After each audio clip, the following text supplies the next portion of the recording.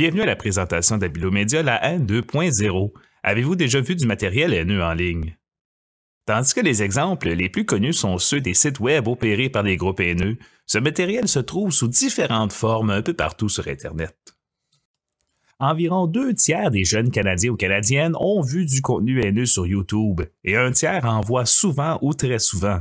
8 jeunes Canadiens sur 10 en ont vu sur Instagram. Mais comment discerner si un contenu est haineux ou non? Par exemple, si vous faites une recherche sur un événement politique ou historique, comment faire la différence entre une source légitime et une source de propagande haineuse? Prenez une minute pour en discuter. Une des façons qu'utilisent les mouvements de haine pour propager leur message est le site masqué. Ils se représentent comme des sources d'informations légitimes ou des espaces de débat sur des sujets tels l'histoire, la science ou l'actualité. La citation ici provient d'un enseignant au secondaire dont les élèves ont trouvé un de ces sites pendant qu'ils faisaient de la recherche. S'ils n'avaient pas reconnu le site pour ce qu'il était vraiment, la plupart des élèves auraient probablement pensé que le site est légitime et cru certains des propos qu'on y tenait. Même des étudiants universitaires sont tombés dans le piège. Ensemble, nous allons décortiquer un exemple de site haineux déguisé, ce qui veut dire que nous allons l'analyser pour déterminer comment il pourrait vous tromper et comment vous pouvez le reconnaître pour ce qu'il est vraiment. Le site ici s'appelle The Remembrance Project. Quels éléments pourraient donner l'impression qu'il est légitime? Quels éléments pourraient aussi donner l'impression qu'il s'agit d'une bonne source si vous faisiez des recherches pour une dissertation sur l'immigration? Prenez une minute pour en parler. Quels éléments avez-vous trouvé? Bon, c'est vrai, il a une apparence, une présentation professionnelle et contient beaucoup d'images et de vidéos. Il n'y a aucune publicité. Les sections de la bannière en haut de la page affichent beaucoup de renseignements au sujet de l'immigration. Les groupes haineux et les autres personnes qui propagent les fausses informations savent quels éléments donnent aux gens l'impression que le site est fiable, donc ils essaient de créer des sites qui ont l'air utiles et professionnels. Parfois, un site web d'une université légitime, d'un organisme sans but lucratif, ou même d'un ministère va avoir l'air moins professionnel parce qu'il n'y a pas toujours les moyens de se tenir à jour. Et bien sûr, la plupart des journaux légitimes publient des annonces. Voici l'adresse web du site. A-t-il maintenant l'air plus ou moins légitime? N'importe qui peut acheter l'adresse.org pour son site web, mais les groupes haineux et les autres personnes qui propagent de fausses informations savent que les gens pensent que ça veut dire qu'un site est plus fiable. La Remembrance Project est ouvert quand même quant à son conseil d'administration et comment communiquer avec lui. Il sait que ça lui donne les airs plus légitimes également. Les groupes haineux tentent d'insérer le plus grand nombre possible de signes de légitimité sur les sites web déguisés. Le sceau de transparence, par exemple, ne dit rien sur le contenu du site. Il veut seulement dire qu'il est ouvert quant à l'utilisation de son argent. Rappelez-vous que pour vérifier toute information en ligne, vous pouvez suivre une ou plusieurs des 4 étapes suivantes. Utilisez des outils de vérification des faits, trouver la source originale, vérifier la source et vérifier d'autres sources. Bien que les outils de vérification des faits puissent être utiles pour vérifier ou démystifier une affirmation en particulier sur un site web, ils ne sont pas les meilleurs moyens de déterminer si l'ensemble d'un site web est fiable. Il est aussi utile de trouver la source originale de tout fait ou statistique que vous trouvez sur un site web. Cependant, pour déterminer si l'ensemble d'un site est fiable, les 2 étapes les plus utiles sont vérifier la source et vérifier d'autres sources. Nous pouvons vérifier cette source en consultant sa page sur Wikipédia. Elle nous montre que la Remembrance Project a été critiquée pour avoir diabolisé les immigrants et appuyé un jeu de capture d'un immigrant illégal sur un campus universitaire. Pour nous assurer que l'article Wikipédia est fiable, nous pouvons consulter la page Discussion. Elle nous montre que même si l'article n'obtient pas un classement élevé, surtout parce qu'il est très court, rien n'indique que quelque chose cloche. Il y a eu une conversation entre les éditeurs pour déterminer s'il était pertinent d'inclure les critiques au sujet du site, mais au bout du compte, elles sont restées. Nous pouvons aussi consulter la page, voir l'historique. Le fait qu'il n'y ait eu que peu de révisions au cours des dernières années montre que le contenu de l'article est essentiellement établi. Les robots automatisés de Wikipédia corrigent rapidement les modifications fausses alors que nous pouvons être certains que les éditeurs ont examiné tout le contenu de l'article. Nous pouvons aussi consulter d'autres sources en consultant Google ou un autre moteur de recherche et en tapant le nom du groupe, idéalement entre guillemets, et en ajoutant ensuite l'adresse web avec le signe « juste avant. Ainsi, le site web n'apparaîtra pas dans les résultats de recherche.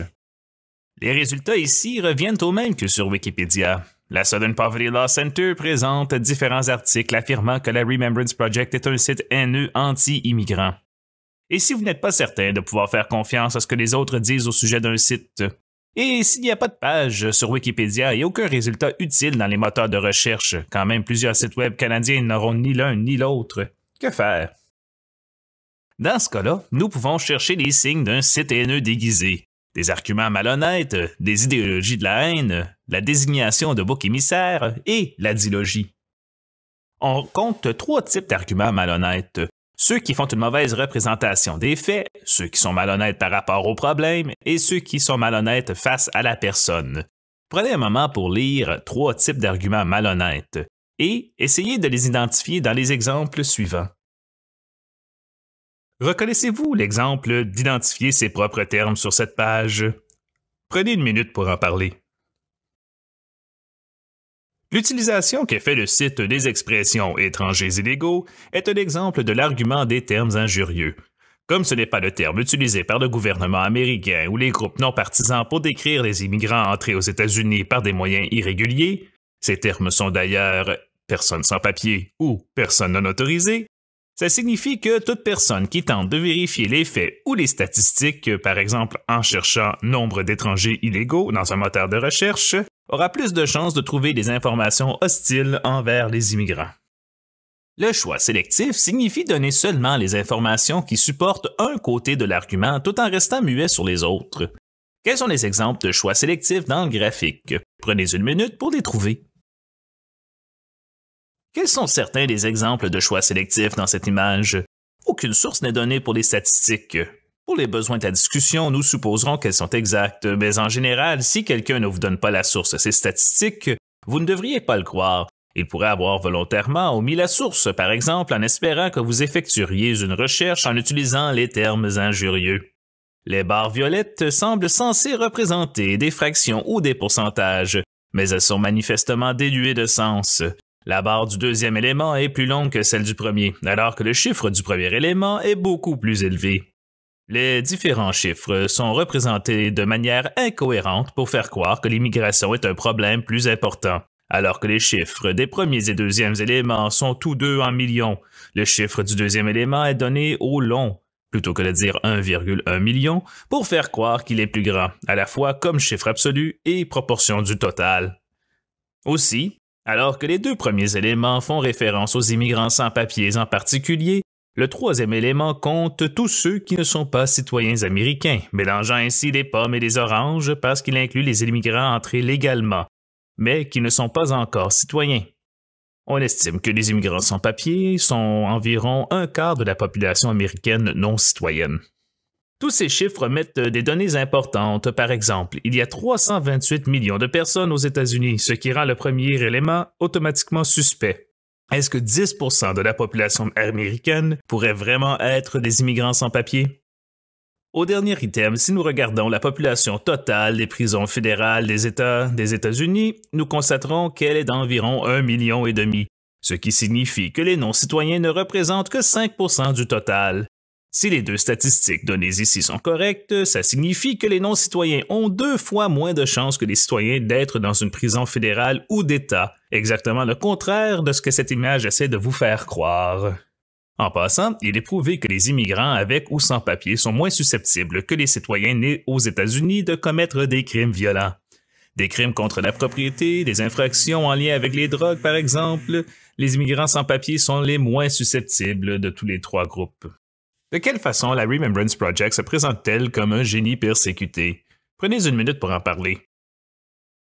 Oui, les meurtres d'Américains, que l'organisation présente comme étant ignorés parce que beaucoup de gens dans les médias ne semblent pas s'en soucier. Aussi, c'est à nous de propager la vérité, suggère qu'une certaine force, peut-être la plupart des politiciens, et beaucoup de gens dans les médias mentionnés ci-dessus, essaient de supprimer la vérité.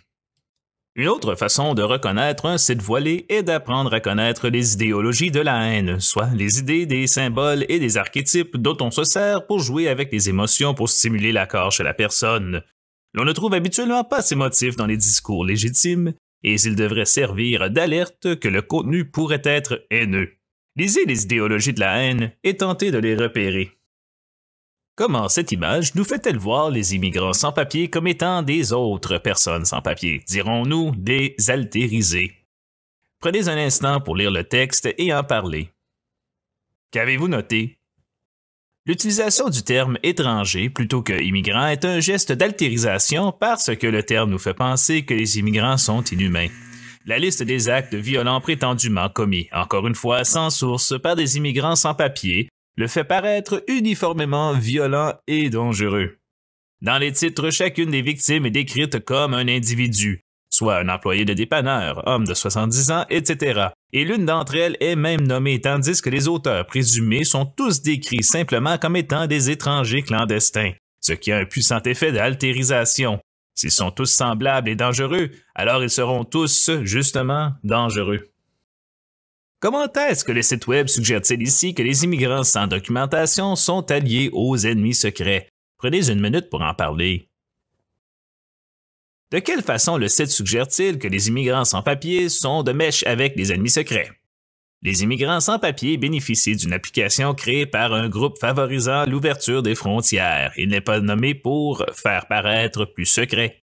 Le groupe et donc l'application a reçu l'argent des contribuables américains, suggérant que le lecteur, par le biais de ses impôts, est responsable de l'application sans même le savoir. Un exemple d'imagerie du mouton ou de l'indolent. Le groupe est financé par le milliardaire de gauche George Soros. Si vous n'êtes pas certain ce que ça signifie, la gauche est un terme politique pour désigner ceux de tendance libérale, alors que la droite signifierait plutôt ceux de tendance conservatrice. Alors qu'au Canada, l'immigration n'est pas vraiment un débat politique, aux États-Unis, les gens de la gauche ont plus tendance à favoriser l'immigration, alors que ceux de la droite s'y opposent. Cela ne signifie pas que la critique et le débat autour de l'immigration est automatiquement un discours de haine. Signifie plutôt que les groupes de haine anti-immigrants useront de vocabulaire qui attire les lecteurs conservateurs. Dans ce cas-ci, l'expression milliardaire de gauche pour désigner le financement est une façon de dire aux conservateurs qu'ils se font attaquer par un ennemi puissant. Comment M. Soros est-il un exemple de l'ennemi secret? Prenez une minute pour le lire le texte et en parler. C'est un exemple du maître manipulateur. Si un groupe de haine veut que tu penses qu'un autre groupe est dangereux, mais aussi primitif ou très peu intelligent, ils vont habituellement te dire qu'ils se font manipuler par un autre ennemi, celui-ci bien plus intelligent d'ailleurs. Ici, le maître manipulateur veut supposément faire ouvrir les frontières, semer la division raciale, encourager les séparatistes noirs, supporter Black Lives Matter, ici présenté sous un mauvais jour, tout en s'opposant aux mesures de contrôle de l'immigration, le capitalisme, l'intégrité du système électoral et le contre-terrorisme. En suggérant que l'immigration illégale est soutenue par un maître manipulateur, le groupe s'assure que, quelle que soit la rigueur avec laquelle les lois de l'immigration sont appliquées, il y aura toujours un ennemi à combattre.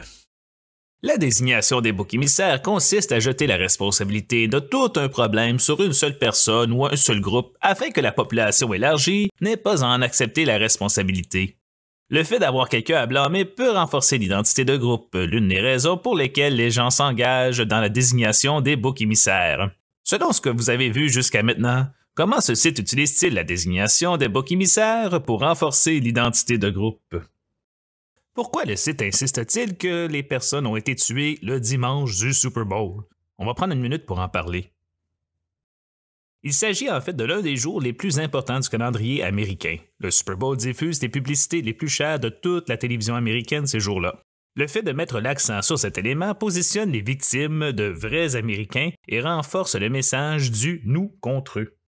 Une autre raison pour laquelle les gens s'engagent dans la désignation de boucs émissaires. Ils peuvent blâmer quelqu'un d'autre pour un problème qu'ils ne peuvent pas affronter ou régler. Selon ce que vous avez vu jusqu'ici, comment ce site utilise-t-il la désignation de bouc émissaire pour y parvenir?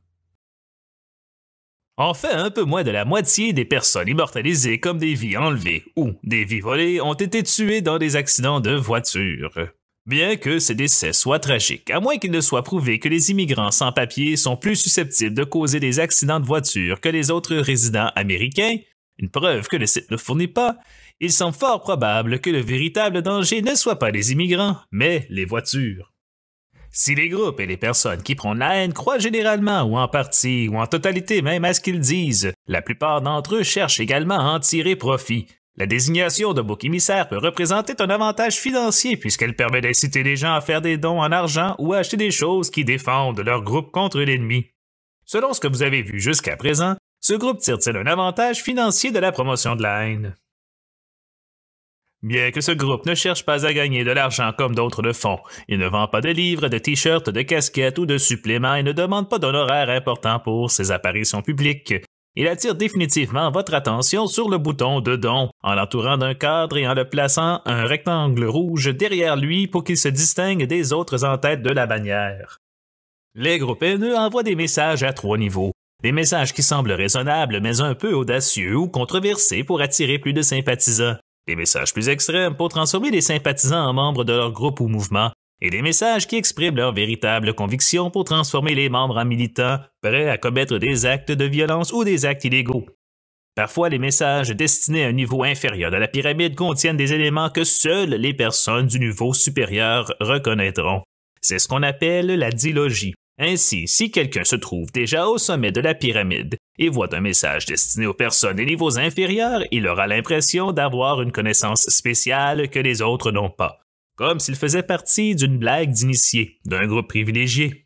As-tu remarqué des exemples de démagogie ou de dilogie jusqu'à maintenant? Prends une minute pour en parler. Les groupes haineux utiliseront le mot « mondialiste » pour désigner, par exemple, les Juifs, afin que les gens ne voient pas que leur message est antisémite, c'est-à-dire la haine envers les Juifs, mais que leurs membres savent ce qu'elle veut dire. Nous avons vu ce texte auparavant lorsque nous avons discuté de l'idéologie des ennemis cachés. Le terme mondialiste est une dilogie pour dire « juif ». Reconnaître que la dilogie est l'un des moyens les plus fiables de déterminer la véritable nature d'un groupe comme celui-ci, qui essaie de paraître moins haineux qu'il ne l'est, ou d'un site haineux déguisé comme celui-ci. Que pouvez-vous faire donc lorsque vous voyez un site haineux déguisé ou des formes de haine encore plus radicales en ligne? Déjà, le reconnaître constitue une étape importante puisque vous ne vous ferez pas tromper. Rappelle que ces sites sont conçus pour apparaître pendant une recherche, disons pour un devoir ou pour ses propres intérêts. Mais tu peux en faire plus encore. Lisez les fiches conseils « Comment signaler la haine en ligne » et « Comment s'opposer à la haine en ligne » pour en savoir plus sur la manière d'œuvrer ensemble vers un Internet sans haine. Cette leçon fut conçue par Abilomédia, le Centre canadien d'éducation aux médias et de littératie numérique. Visitez notre site web abilomedia.ca pour découvrir d'autres leçons, des articles, des jeux éducatifs, des guides parentaux et des fiches conseils sur tous les aspects de la littérature.